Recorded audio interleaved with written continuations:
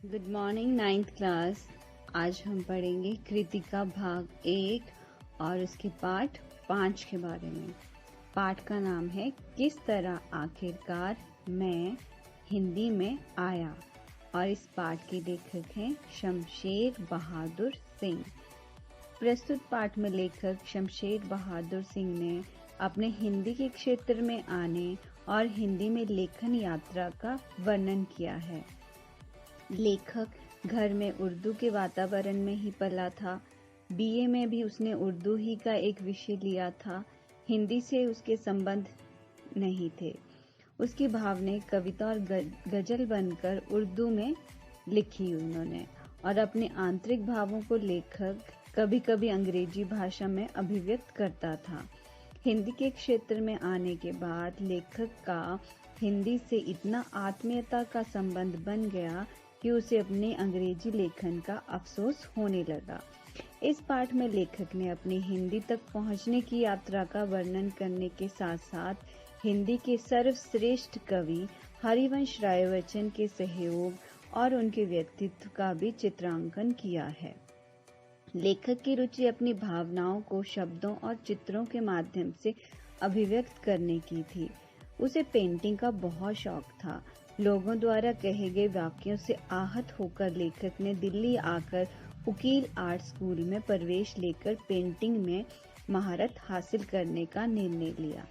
लेखक सुबह जब अपनी कक्षा तक पहुंचने का मार्ग तय करता तो वह अपने शौक के अनुसार मार्ग में उसकी दृष्टि आसपास के लोगों के चेहरे और उन दृश्यों को अपनी ड्राइंग के लिए तत्पर खोजने में लगी रहती।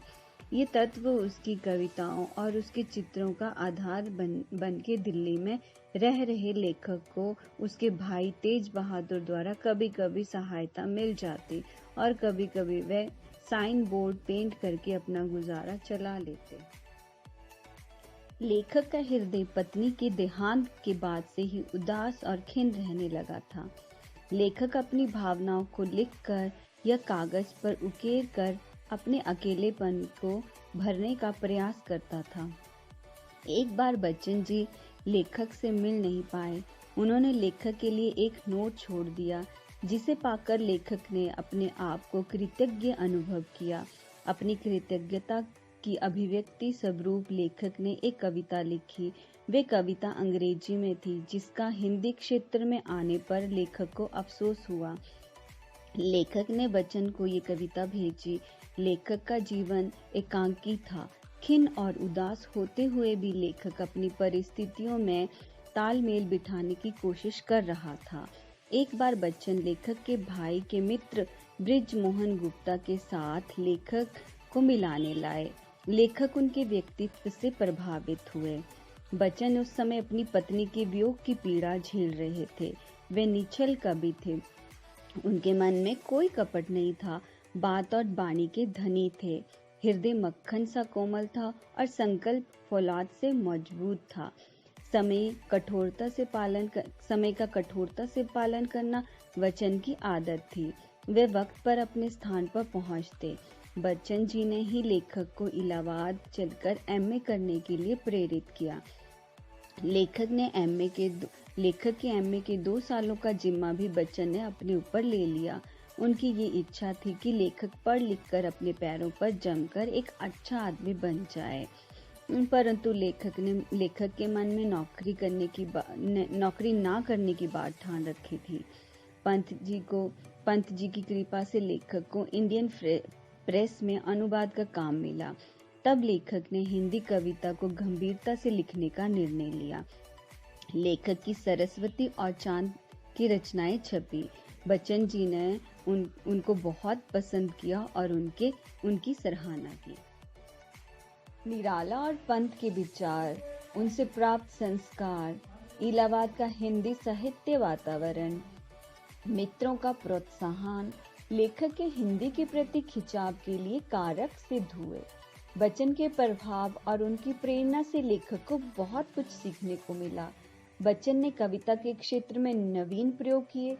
लेखक ने भी उसी प्रकार का प्रयोग कर अपनी रचनाएं लिखी। लेखक अपनी पढ़ाई पूरी नहीं कर सका, जिसका बच्चन जी को अफसोस रहा। लेखक का हिंदी साहित्य में अभ्यास सफल हुआ। सरस्वती में छपी उनकी कविता की निराला जी ने प्रशंसा की। लेखक ने लेखन और निबंध और कहानी के क्षेत्र में भी लेखक ने कार्य किया। लेखक अपने आप को हिंदी के साहित्यिक प्रांगण में लाने का श्रेय बच्चन जी को ही देता है। बच्चन जी का वे मौन, सजग प्रतिभा भी जिसे लेखक की प्रतिभा को स्वाभाविक रूप से जीवन दिया था। लेखक बच्चन के व्यक्तित्व को उनकी श्रेष्ठ कविता से बड़ा आंकता है। उन्हीं के कारण ही शमशेर सिंह बहादुर हिंदी साहित्य में श्रेष्ठ लेखन कर सके। लेखक की दृष्टि में उनका हिंदी तक पहुंचने का अनुभव नया और अनोखा नहीं था, परंतु लेखक जैसा व्यक्तित्व ही उन्हें बच्चन जी के व्यक्तित्व ने ही शमशेर जी के जीवन को प्रभावित किया तथा उनसे ही उन्होंने कई प्रकार की शिक्षाएं प्राप्त की। तो बच्चों, ये था हमारा किस तरह आखिरकार मैं हिंदी में आया का सार।